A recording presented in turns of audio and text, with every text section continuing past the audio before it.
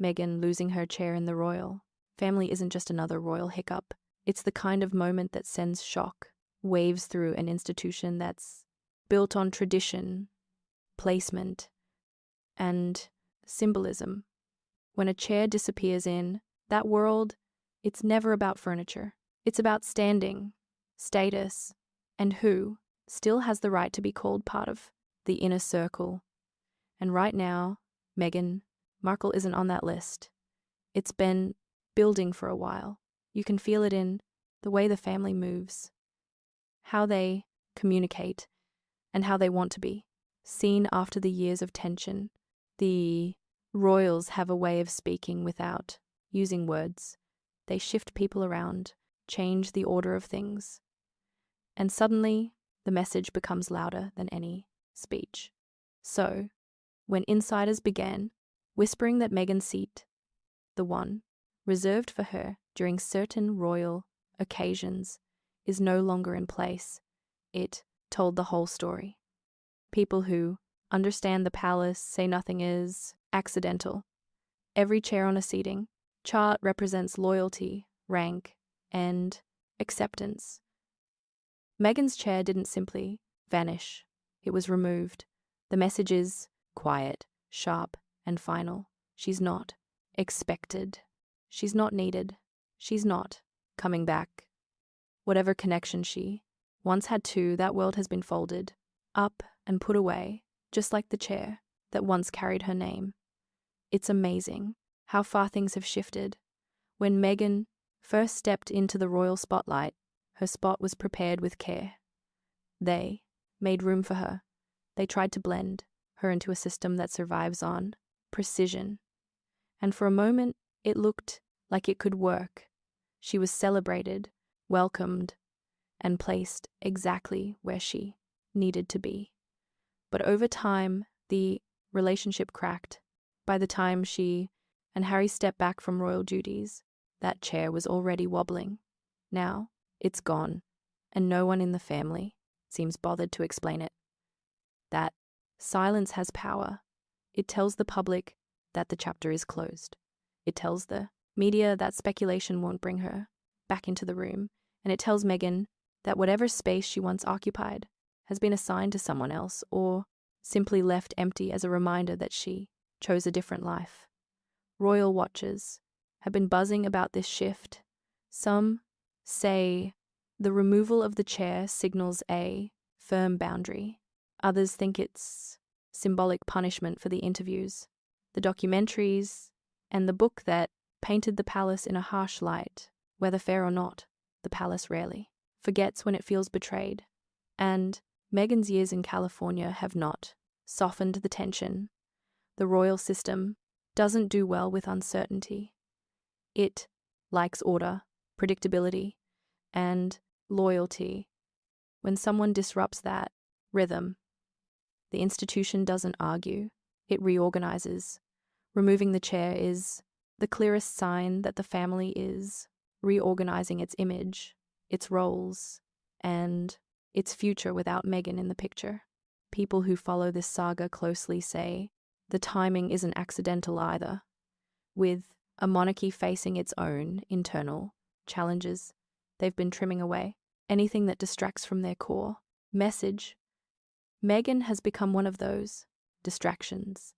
The palace seems determined to tighten its circle, protect what's left of its dignity, and move on. What's surprising is how calm the palace has been about it. No statements, no explanations, just a missing chair. It's subtle, but in the royal world, subtle is everything. And it's not just about her absence physically. It's about removing her presence symbolically. It's like the family is saying, we don't expect her to return, so we're not keeping a space for her. Some insiders believe Meghan knows exactly what this means. She's lived in that world long enough to understand the messages behind the silence. And if she's aware of it, she probably also knows there's very little she can do to change it. Once the institution decides your chapter has ended, it doesn't reopen the book. People are wondering how Harry feels about it, because for him, the royal setup is still part of his identity. No matter how far he's tried to step away, but even he isn't being handled with the same attention he once had. His world has shifted, his place has shifted, and now Meghan's chair disappearing only makes that separation more visible. Fans of Meghan are calling it unnecessary. Critics say it was long overdue. The royal loyalists are taking it as a sign that the monarchy is cleaning house, and the general public is just watching, waiting to see how far this will go. But the truth is simple. When your seat in the royal family is taken away, you're no longer part of the system, not even as a symbolic presence. This isn't about popularity. It's about alignment. The palace and Meghan haven't been on the same page for years. And now the monarchy has quietly confirmed what everyone already suspected. The connection has faded beyond repair.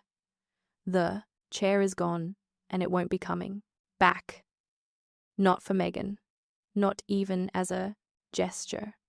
In royal culture, removing a chair isn't petty, it's permanent.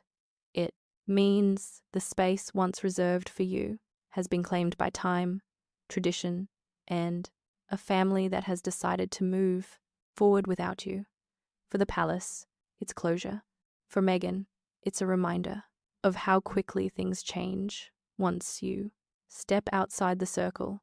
And for the world, it's another chapter in a story that refuses to stop evolving. Her seed is gone, her place is gone, and the royal family isn't pretending otherwise. The royal family's trust issues with Meghan didn't show up overnight. They built up slowly, layer by layer, until the palace stopped pretending everything was fine. And if you look closely at how they operate, trust is the currency that keeps that institution standing. Once someone starts leaking, hinting, again, then turning private conversations into public paychecks, you can't expect them to keep the door open. That's the core of the problem. The family feels Meghan treats every interaction like future content. Every word spoken, every moment shared, every minor disagreement becomes a storyline waiting to be sold. They don't see her as someone who protects the house. They see her as someone who studies it, walks out with the details, then turns them into TV gold. In their eyes, that's something between a liability and a spy. Once you've been around the royals long enough, you learn their real rule. Everything inside stays inside. The moment you break that, you're marked as someone who can't be trusted. Meghan broke that rule repeatedly and publicly, not in hints, not in whispers, but in sit-down interviews, documentaries, and long, polished statements that sound like they were rehearsed with producers watching. And every time she spoke, she took the palace's silence and spun it into her advantage, because silence doesn't sue. Silence doesn't correct. And silence doesn't give its side of the story. That's what frustrates the royals the most. They can't fight back the way she can. She has studios. She has networks. She has a camera ready whenever she wants to speak. If she wants to drop a new angle, she drops it. If she wants to turn a private moment into a headline, she does it. She gets paid. She gets attention. And she shifts public opinion for a few days. The palace, meanwhile, keeps being the punching bag because tradition won't let them comment. Inside the family, that creates fear. They never know what might end up on TV next. They never know which conversation will be repackaged for a streaming deal. They never know what angle she'll push or what narrative she'll choose or who she'll blame when she's ready for another spotlight. And when you talk to people who understand the royal mindset, they'll tell you something simple. The institution can survive criticism, but it can't survive. Someone who digs for information inside the house, then sells it outside.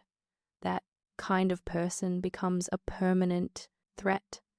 The palace already felt uneasy during Meghan's early days, but they tried to keep up appearances. They hoped she'd settle, adjust, and learn how things are done. Instead, she felt the system didn't respect her enough, didn't value her enough, and didn't give her enough of a voice. So she found her voice elsewhere. She took the conflicts, the discomfort, the private frustrations, and turned them into currency. The family noticed how quickly she learned to turn conflict into content. And once she stepped back from royal duties, she didn't slow down. The interviews came fast. The big revelations came faster. Each one felt like she was peeling back a layer. The palace thought was protected, and every revelation made the royal walls thicker, colder, and less welcoming toward her. People inside say the family now watches her moves the same way governments watch. Rogue officials who know too much, not because they fear her power, but because they don't trust her intentions. That's a dangerous position to be in. You lose your place, not because they dislike you, but because you've become unpredictable, and that's why their trust is gone. It's not only about what she said, it's about the pattern. She left, then monetized. Her exit. She criticized them, then expanded the criticism into a global brand. She described private conversations, then let producers craft dramatic arcs around them. The palace felt blindsided at every turn. They also believe she loves the stage too much to let anything stay private. When you're seen as someone who can't resist the camera, the crown sees you as someone who can't be protected. Everything they say could become her next big project. Every private moment could be a future headline. Every family disagreement could show up in a documentary. So they stopped sharing. They stopped involving her. They stopped giving her access to anything that could be twisted, repackaged, or interpreted through a Hollywood lens. Not because they're cruel, because they're done taking chances. Meghan's critics say she acts like a reporter embedded in the palace, collecting footage and waiting for the right time to release it. Her supporters argue she's just telling her truth, but the royal family doesn't work like that. Truth is internal, loyalty is sacred, and anyone who ignores that code gets pushed out quietly but permanently. People close to the monarchy say the trust issue is permanent now. There's no coming back from it. Even if she apologized, even if she softened her tone, the damage is done. The palace doesn't forget, and it doesn't gamble on someone who has shown they're willing to reveal the parts of the institution that were never meant for public consumption. This is why her seat was removed. This is why her presence keeps fading from royal moments. This is why the palace doesn't engage anymore. They moved on because they don't trust her judgment, her motives, or her loyalty. And the truth, Meghan probably knows it. She knows the family sees her as someone who carries everything out of the room and places it in front of the world. She knows she burned the one bridge that never gets rebuilt, and she knows the pose.